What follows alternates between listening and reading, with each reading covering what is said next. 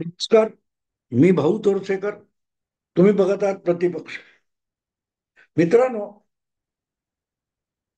जागा वाटप संपलेलं नसताना उद्धव ठाकरे हे महाविकास आघाडीतून बाहेर पडतील अशा ज्या वावड्या उडवण्यात आल्या, त्यासंबंधी जी जी माहिती मला जसजशी मिळते ती थोडी चाचपणी करून, पडताळणी करून मी तुमच्या समोर मांडण्याचा प्रयत्न करतोय.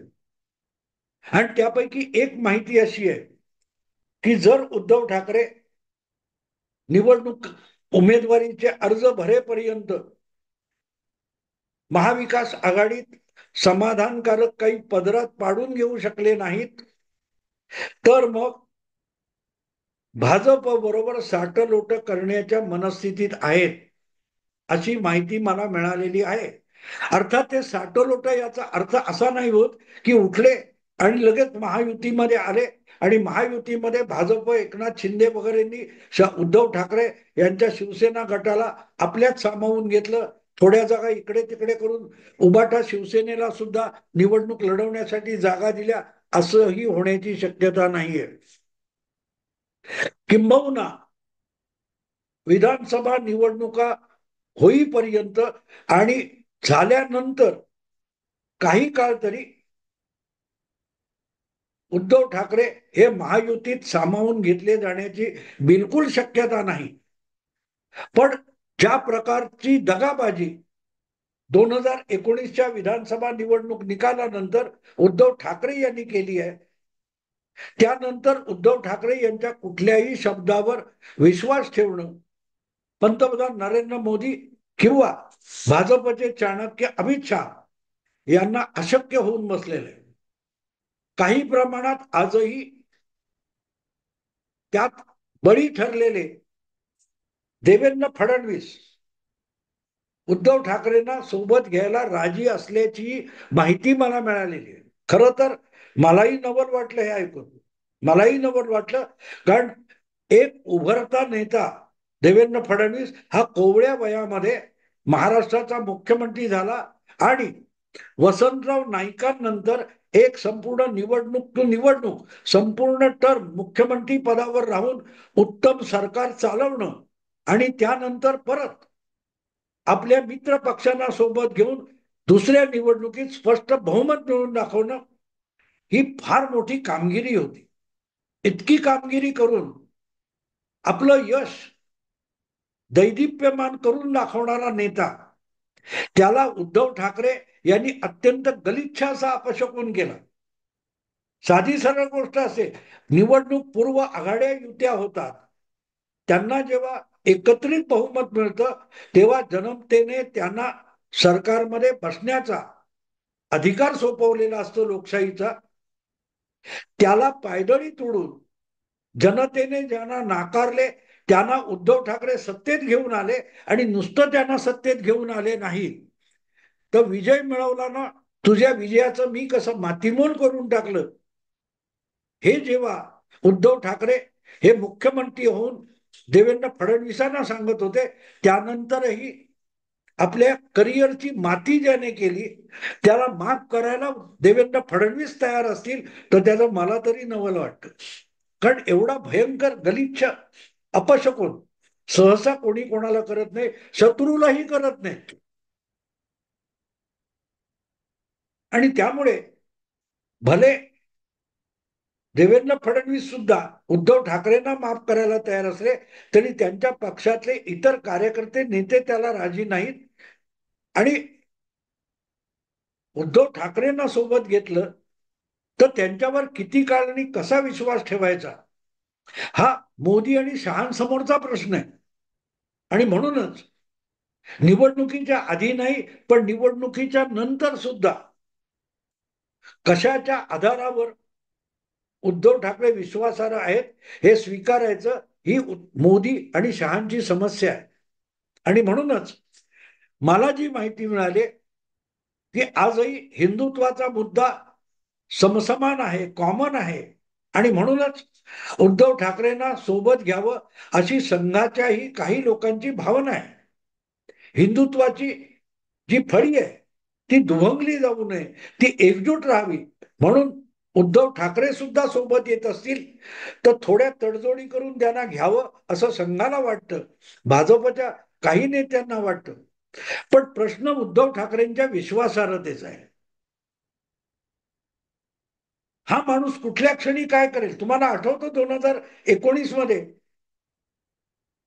सगळे मोदी शहांच्या स्टेजवर बसून देवेंद्र फडणवीस हाच मुख्यमंत्री पदाचा चेहरा हे स्टेजवरून सांगितलं जात असताना ते निमूट ऐकून मतदान संपून निकाल लागेपर्यंत उद्धव ठाकरेंनी कधी मुख्यमंत्री पदावर दावा केला नव्हता. पण निकाल संपले आणि एका क्षणात उद्धव ठाकरेंनी, अगदी मला आठवते ते निकाल लागल्यानंतर जी पहिली पत्रकार परिषद घेतली ती देवेंद्र फडणवीसांनी घेतली आणि आता शिवसेना आणि भाजप मिळून राज्यपालांकडे सरकार स्थापनेचा दावा करणार असं देवेंद्र फडणवीसांनी सांगितलं होतं. आणि त्याची खात्री सांगण्यासाठी त्यांनी म्हटलं होतं की मी आधी पत्रकार परिषद करायची, मग उद्धव ठाकरे करणार, असंही आमचं ठरलंय. फक्त संजय राऊत काहीतरी वेगळं बोलत होते. पण देवेंद्र फडणवीसांना शेवटच्या क्षणापर्यंत गाफील ठेवून उद्धव ठाकरेंनी तोंडघशी पाडलं. अशा व्यक्तीला विश्वास ठेवून परत सोबत कसं घ्यायचं, ही मोदी आणि शहा यांची अडचण आहे. आणि म्हणूनच नाराज करायचं नाहीये. मोदी शहांचं एक खासियत अशी आहे की ते सहसा कोणाला नाराज करायला तयार नसतात. राजकारणात उद्या कोणाशी मैत्री करावी लागेल आणि कोणाशी शत्रुता करावं लागेल याची कोणीही गॅरंटी देऊ शकत नाही. आणि म्हणूनच आज सुद्धा उद्धव ठाकरे कसेही वागत, अमित शहा आणि नरेंद्र मोदी त्यांना संपूर्णपणे शत्रू मानायला तयार नाहीत आणि म्हणून सोबत घ्यायला हरकत नाही अशी त्यांचीही धारणा आहे. पण मुद्दा असा असतो की किती विश्वास ठेवायचा, किती विश्वास. आज विश्वास ठेवू आणि उद्याच्या उद्या दगा फटका होऊ शकतो, इथपर्यंत उद्धव ठाकरेंची विश्वासार्हता संपली आहे. अशा वेळेला एक ट्रायल, टेस्ट, अग्निपरीक्षा, सत्वपरीक्षा घेऊन मगच त्यांना बरोबर घेता येईल अशा निष्कर्षाप्रत भाजपचे काही नेते आलेले आहेत. आणि ती अग्निपरीक्षा म्हणजे उद्धव ठाकरे यांच्यासाठी खरोखरच अग्निपरीक्षा किंवा सत्वपरीक्षा असू शकते. जर तुम्ही आम्हाला सहजासहजी दगा फटका केलात तर मग तुम्ही खरोखर आणि कुठच्या टोकाला जाऊन गेलाय. पुढे हिंदुत्वाची भाषा बोलायची आणि मुस्लिम तुष्टीकरण, मुस्लिम लांगुलचालन, अगदी आपल्या पिताजींच्या पूर्व परंपरेला काळीमा फासत केवळ भाजपला दुखावण्यासाठी उद्धव ठाकरे दुसऱ्या टोकाला जाऊन पोहोचलेत. आणि मला आठवतं 19च्या निकालानंतर पत्रकार परिषदेत उद्धव ठाकरे म्हणाले होते माझ्या समोर सगळे पर्याय खुले आहेत आणि मी दुसऱ्या टोकाला जाऊ शकतो. पण दुसऱ्या टोकाला म्हणजे दुसऱ्या पक्षाबरोबर, विरोधी पक्षाबरोबर हात मिळवू शकतो, इथपर्यंत सुद्धा ठीक होतं. पण मी मुस्लिम लांगुलचालनापर्यंत दुसऱ्या टोकाला जाऊ शकतो ही अपेक्षा कोणीही केलेली नव्हती. आणि म्हणूनच उद्धव ठाकरेंनी जी विश्वासार्हता गमावली त्यानंतर त्यांना सोबत घ्यायचं असेल तर मग त्यांना कठोर परीक्षा द्यावी लागेल. ती परीक्षा जर उद्धव ठाकरे देऊ शकणार असतील तर त्यांना परत घेऊ.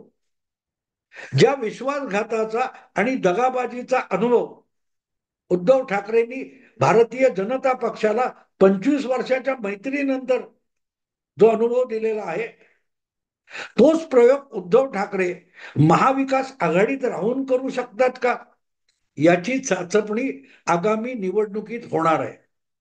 आगामी निवडणुकीत होणार आहे.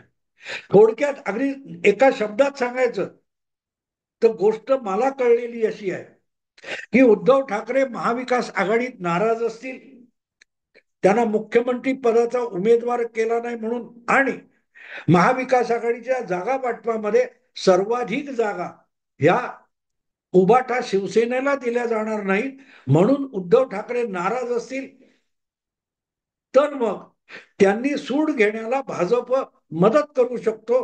पण त्यांनीही भाजपला मदत केली पाहिजे आणि मदत याचा अर्थ महाविकास आघाडीत राहायचं आणि महाविकास आघाडीतले त्यांचे जे दोन नवे मित्र आहेत, शरद पवारांचा राष्ट्रवादी आणि नाना पटोले राहुल गांधींचा काँग्रेस पक्ष, यांच्याशी ऐन निवडणुकीत उद्धव ठाकरे यांनी दगाफटका करायचा अशी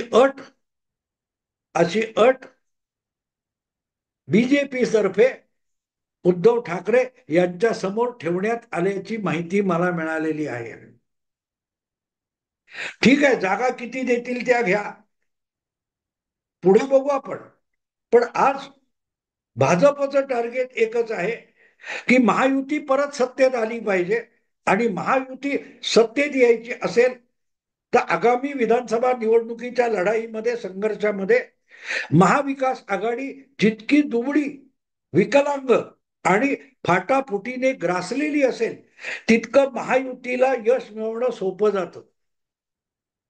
आणि त्यासाठी योग्य असा माहोल, वातावरण तयार करण्याचं काम विरोधात जाऊन उद्धव ठाकरे जेवढं करू शकतील त्यापेक्षा महाविकास आघाडीत राहून आपल्या मित्र पक्षांची दगाफटका करून उद्धव ठाकरे महायुतीला अधिक मदत करू शकतात.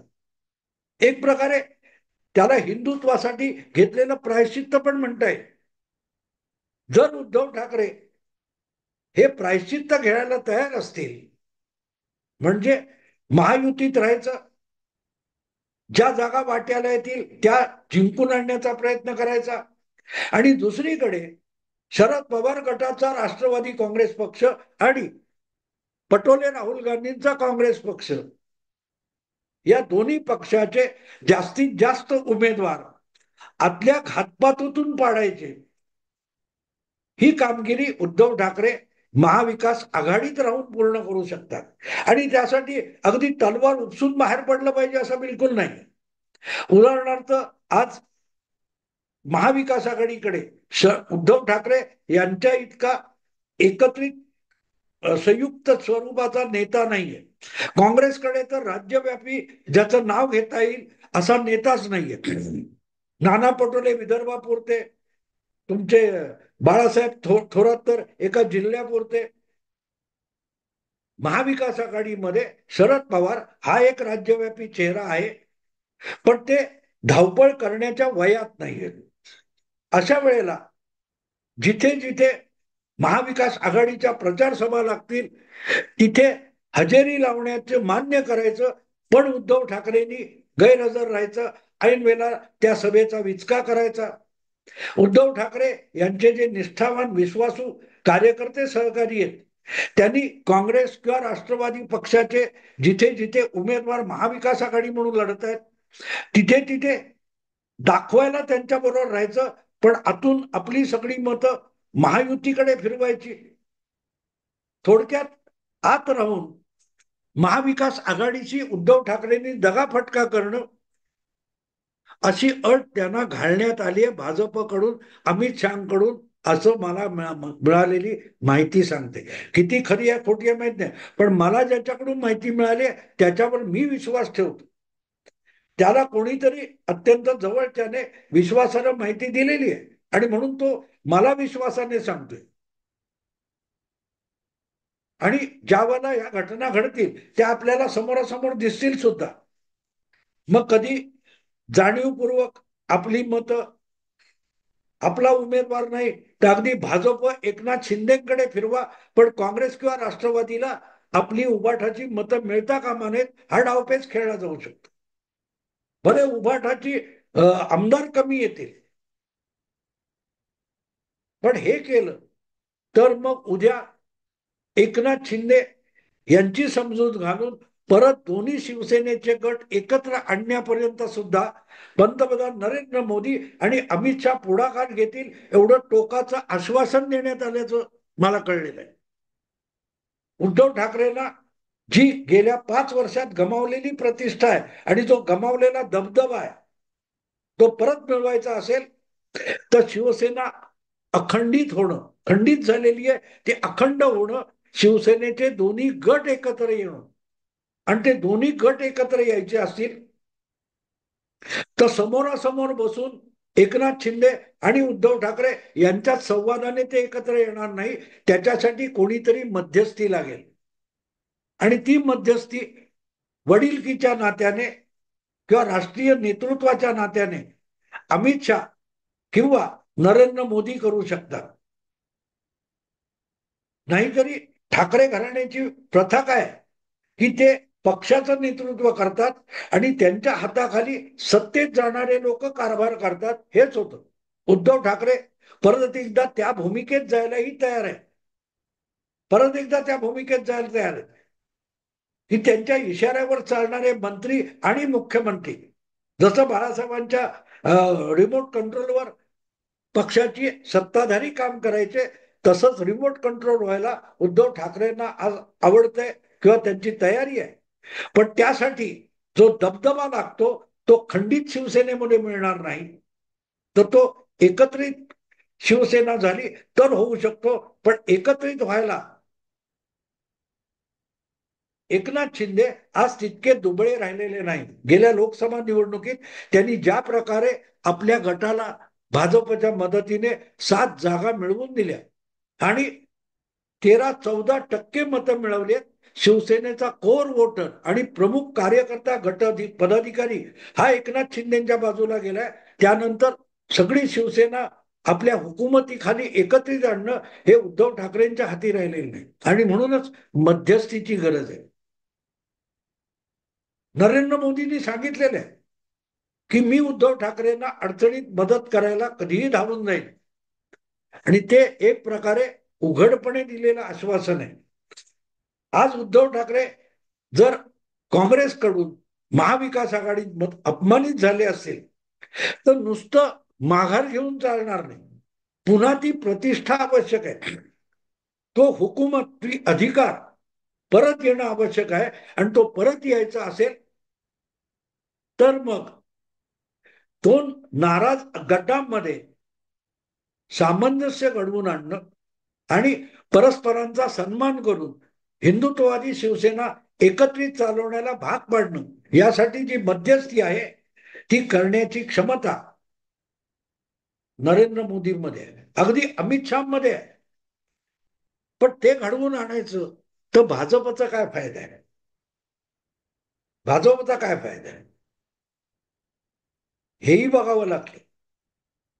नुसताच काँग्रेसचा तोटा किती आहे, महाविकास आघाडीचा तोटा किती आहे, एवढं बघून राजकारण करता येत नाही. जे शरद पवार करत आले, ज्याचं अनुकरण उद्धव ठाकरेंनी केलं आणि जितकं आयुष्यभर पवारांचं राजकारणात नुकसान झालं तितकंच उद्धव ठाकरेंनी स्वतःचं करून घेतलंय. आणि म्हणून नुसतं महाविकास आघाडीत राहून काँग्रेसचं नुकसान करा, काँग्रेसची दगाबाजी करा, एवढा हेतू अमित शहाचा आणि नाहीये. मला जी माहिती मिळाली त्यांचा लॉंग टर्म पुढच्या 10 वर्षात शिवसेना हा महाराष्ट्रातला तगडा पक्ष व्हावा, किंबहुना भाजप आणि शिवसेना हे महाराष्ट्रातले इतके 2 सबळ पक्ष व्हावेत की जसं तमिळनाडूमध्ये द्रमुक आणि अण्णा द्रमुक या 2 प्रादेशिक पक्षांमध्येच आणि समविचारी पक्षांमध्येच कोणीतरी एक सत्तेत असतो, कोणीतरी एक विरोधात असतो. पण द्रविडी राजकारणाचा कोणीही विरोधक तमिळनाडूत सत्तेवर येऊ शकत नाही. तशी परिस्थिती महाराष्ट्रात निर्माण करणं हे संघाचं आणि भाजपच्या नेतृत्वाचं उद्दिष्ट आहे. सत्तेतही विरुद्ध हिंदुत्ववादी असेल, विरोधातही हिंदुत्ववादीच असेल. त्यामुळे कोणीही सत्तेवर आला तरी हिंदुत्व हे महाराष्ट्रामध्ये मजबूत राहिलं पाहिजे, ही लॉंग टर्म भूमिका आहे. आणि त्या भूमिकेमध्ये उद्धव ठाकरे, एकनाथ शिंदे किंवा अखंड शिवसेना ही तगडी होणं हे सुद्धा एका रणनीतीचा भाग आहे. आणि म्हणूनच ते करताना, एकत्र येताना डावपेच म्हणून, जसं शरद पवार म्हणाले की शिवसेना आणि भाजप यांच्या युतीमध्ये बिब्बा घालायचा, त्यांच्यामध्ये दुरावा निर्माण करायचा आणि हिंदुत्वाचं राजकारण दुबळं करून टाकायचं, हीच 2014 पासून आपली रणनीती राहिली आहे. असं जसं शरद पवार म्हणतात तसंच अघोषित असेल. पण अमित शहा आणि नरेंद्र मोदी यांच्या सकट भाजपची ही रणनीती आहे, ही रणनीती आहे. आणि त्यामध्ये आज उद्धव ठाकरे हे महाविकास आघाडीमध्ये नाराज असताना एक महत्वाची भूमिका पार पाडू शकतात की आधीच दुबळी असलेली काँग्रेस आणि शरद पवारांचा पक्ष यांना आणखी दुबळं करणं ही जबाबदारी उद्धव ठाकरे यांनी पार पाडली तर उद्या उजळ माथ्याने उद्धव ठाकरे सांगू शकतात मी 2019 मध्ये युती मोडण्याची चूक केली, हिंदुत्वाला सत्तेबाहेर बसवलं, काँग्रेसला संजीवनी दिली, पण त्यांना परत दुबळं आणि विकलांग करूनच मी परत आलोय. तर हिंदुत्ववादी सुद्धा भाजप आणि संघाचे किंवा अगदी एकनाथ शिंदे यांचे अनेक सहकारी खुल्या मनाने उद्धव ठाकरे यांचं महायुतीमध्ये परत स्वागत करू शकतात. आणि म्हणून आज जी माहिती हाताची आहे त्यानुसार मी एक सांगू शकतो की भाजप बरोबर संधान साधण्याचा जो प्रयत्न झालेला आहे, जी काय प्राथमिक किंवा त्रयस्थातर्फे बोलणी झालेली आहे त्यानुसार जी रणनीती तयार झालेली आहे त्यात महाविकास आघाडीला आणि प्रामुख्याने काँग्रेस पक्षाला अधिकाधिक दुबळं करायला महाविकास आघाडीमध्ये भाजपला एक मोक्याचा आणि महत्वाचा भिडू पाहिजे. तो भिडू म्हणून उद्धव ठाकरेंनी महाविकास आघाडीत काम करावं ही भाजपची अपेक्षा आहे. आणि म्हणूनच निवडणुकीच्या पूर्वी किंवा निकाल लागल्यानंतर लगेच उद्धव ठाकरे दुसरं टोक गाठतील वगैरे या भ्रमात कोणीही राहू नये. जितका आणखीन काही काळ महाविकास आघाडीत राहून उद्धव ठाकरे महाविकास आघाडीमध्ये दुफडी माजवणं, गटबाजी निर्माण करणं आणि त्यांच्या प्रत्येक यशामध्ये अडचण निर्माण करणं ही कामगिरी उद्धव ठाकरेंनी बजावावी ही भाजपची अपेक्षा आहे. आणि तेवढं झालं तर मग उद्धव ठाकरे यांचं महायुतीमध्ये मोकळ्या मनाने स्वागत होऊ शकेल. पण आज त्यांच्यासाठी जी अट घातली आहे किंवा भूमिका ठरवलेली आहे ती अशी आहे की महायुतीतच राहा, पण महायुतीत असूनही तुम्ही महाविकास आघाडीतच उद्धव ठाकरे आणि उभाटा शिवसेनेने राहायचे, पण भिडू कोणाचा असेल तर तो महायुतीचा. महाविकास आघाडीचं नुकसान करायचं, महायुतीला लाभदायक ठरेल अशा भूमिका घ्यायच्या. बघू काय होतं मित्रांनो. एक महिन्याचा काळ राहिलाय आपल्यासमोर, बरीच चित्र स्पष्ट होतील. मी आता इथेच थांबतो. आवडलं लाईक करा, शेअर करा आणि प्रतिपक्षाला सबस्क्राईब करा. नमस्कार.